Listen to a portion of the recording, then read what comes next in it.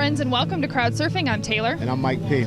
And Mike P., unfortunately today there is a large crowd here. Yes. Traditionally for us crowd surfers, that is what we want to see, but today the crowd is here because suicide has impacted their life in one way or another. This is the 2016 Suicide Prevention Walk in Indianapolis. It's a pretty important, big topic for us. Totally, Taylor. It is, you guys. And as we begin to talk to people, you guys, I'm sure it's a club that they don't want to be a part of. I'm here with Lisa from the American Foundation of Suicide Prevention. And Lisa, first I gotta say, in almost poetic fashion, the sun came out, literally right as this walk started. You can see it behind us, just the droves of people that turned out today. What do you see when you look at all of these people? Hope. I see hope. There's a lot of pain standing in this group of folks, a lot of tragic stories, and to be able to come out like this and be in a group and say that this is important, there's hope in that. And one unifying feature that you have at the walk are these beads that helps tell people's stories. So give me an idea of what the beads mean. Sure. Navy blue, the dark blue is supporting the cause. The teal beads, which you have on, and actually I have them on too. The teal beads mean you support somebody that has either attempted suicide or struggles personally. And the white beads that I have on means you lost a child by suicide. And then there's other colors. Gold means you've lost a parent or grandparent. Red means you've lost a spouse or partner. Orange means you've lost a sibling. So they all are very important colors and kind of help people connect with other people that have a similar story. It's a beautiful show of hope, as you said, but there is still work to do. Lots of work to do. We haven't started making the numbers go in the other direction yet. We've got a lot of work to do. We still lose 42,700 people a year by suicide, and there's still a suicide attempt every 38 seconds. And it's the only cause of death out of the top 10 in our country where the numbers continue to go up. And besides walks like this, how does the AFSP get involved in doing their part? AFSP actually started in 1987 as a research organization. We are the largest private funder of research in the country for suicide prevention. So part of what's raised during walks like this, and there's 375 walks like this in the country this year, half of what we raise goes to research. Because if we're not driving that, we're never going to see the numbers trend in the opposite direction. So we have to drive prevention and education efforts in the opposite direction. We need to understand mental illness better, and the brain's not an easily accessible organ. So we've got a long way to go in research, but we're going to make it happen. Susie and her crew are here to be the Superman for Susie, for your son. That is who you're here walking for today. Yes. And, yes, I am. And have you done walks like this before? This is our third year in walking. Fantastic. And how has this event been a solace for you in a way? To realize how much depression's out there and it can be prevented to this state to where you lose a loved one. It can be prevented, and I'm an advocate to try to get this stopped because it hurts. And depression is what your son suffered from? Yes. Tell me a little bit about him. He's such an amazing young man. He made everybody laugh. Everybody loved being around him. He was getting ready to compete for bodybuilding. Very smart, witty. I miss him. We all miss him. I think of him every day. Now, is mental illness or depression something that you thought of before? Or is this something that you've really come to, and like the impact has really settled? It did. It really has settled to realize that depression is real. It's really painful. And I've also noticed in the stage that we are in right now that people that have suffered from depression, they don't talk about it. They don't want anybody else to know. They hide it very well. For my co-host and good friend, Taylor, wow, you're walking for someone. I am walking today for my friend Christy. Yes. We were friends all through growing up. We attended the same high school together. We swam together.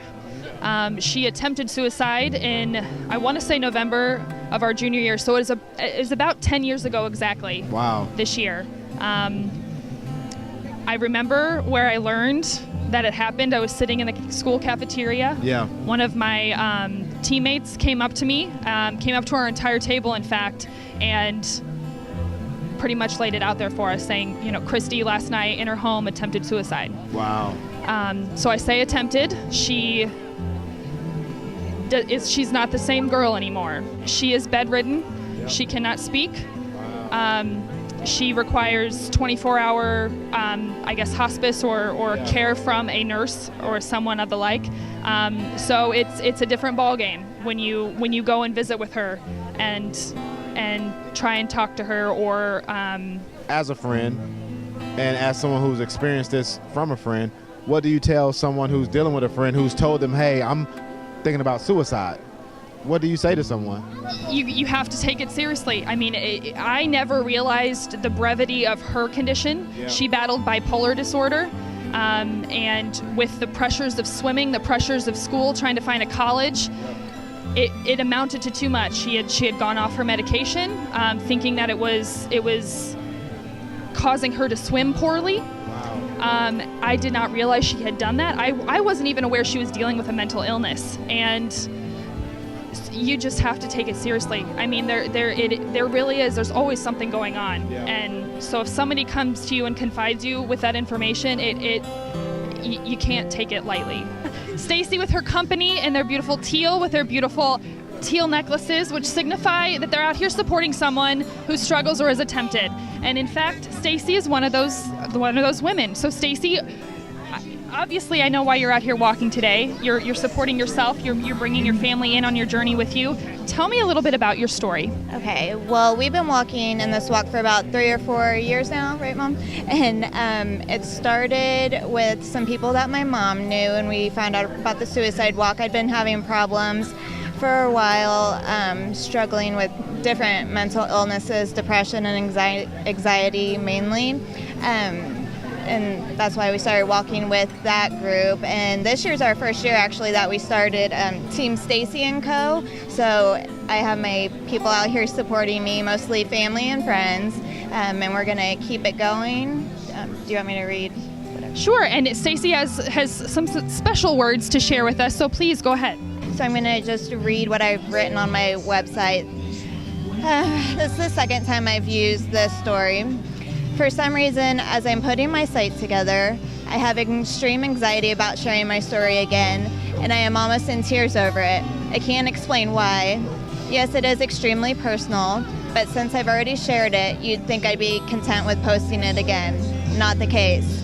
However, I'm going to share it with you. I want people to know that others have gone through what they are going through, and they've made it out alive. I struggle every single day with mental illnesses listed below. Like everyone, I have good days and bad days. The bad days feel like my soul is being ripped out. Thank goodness I have an amazing support system. Okay, this is the main part.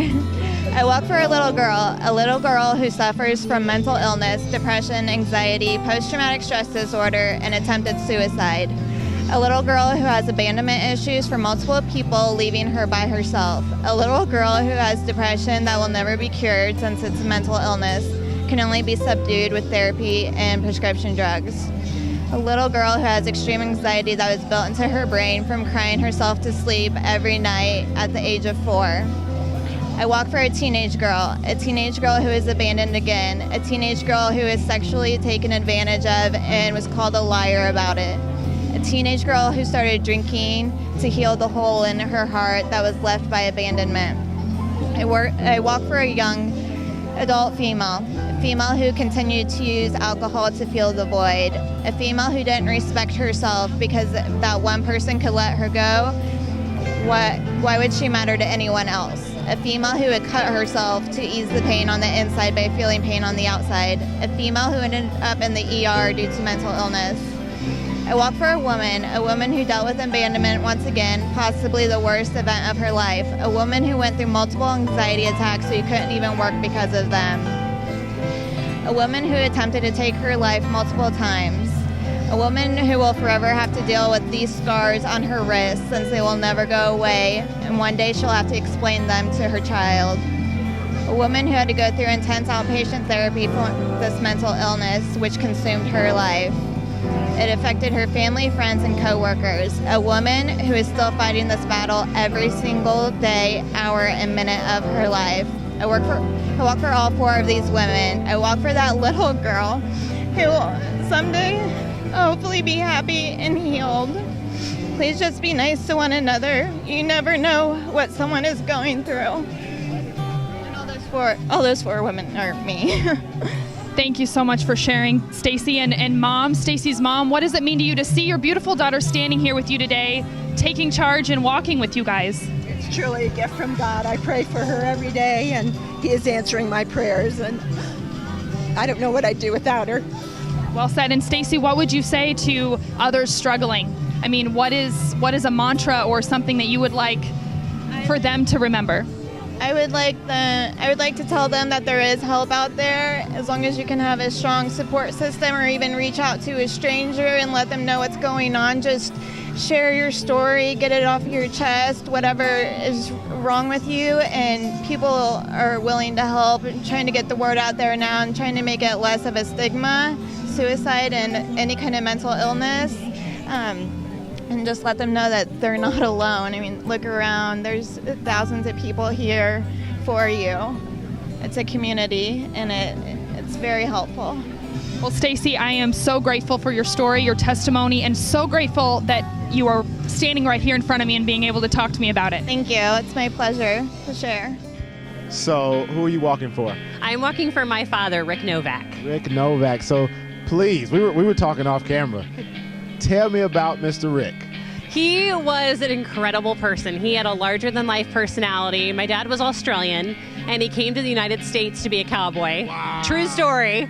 Go figure. Yeah, go figure. Who would think? That's why he came to the U.S., and he was a horse trainer. An Australian cowboy. Australian cowboy, I know. It sounds crazy, but it worked for him. Okay, keep going. Sorry. He was awesome. He loved to scare my boyfriends in high school. Yeah. He liked to be really intimidating, even though he was this tiny little Australian man. Go figure. But he loved to tell jokes. He was actually best friends with Bon Scott from AC/DC Really? back when they lived in Australia. So he lived a rock and roll lifestyle, was a lot of fun. It was great when I was growing up because I never got in trouble with my dad. My mom had to be the punisher. He was always the one that said, let her do whatever she wants, she'll be fine.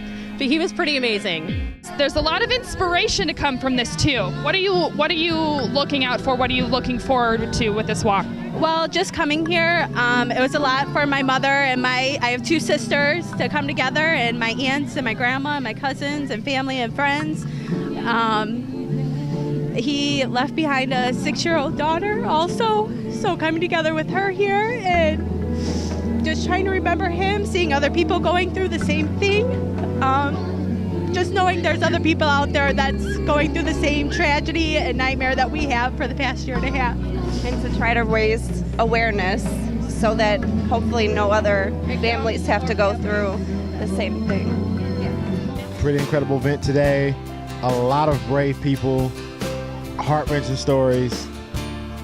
I don't know what else to say. Brave is a good word for it, because coming into this, I hadn't even talked about my experience. You know, it was one of those things that happened and you kind of internalize it. But this is inspiring, seeing everybody coming out here together, talking about it and walking together. Yeah. So I'm inspired. I walk away with more of a smile on my face, knowing that there are good people out there. Yep. And if you or anyone you know has suffered or is suffering with depression, has contemplated suicide or attempted suicide, please reach out to the American Foundation for Suicide Prevention and get the help that you need. All right, you guys, you've been served.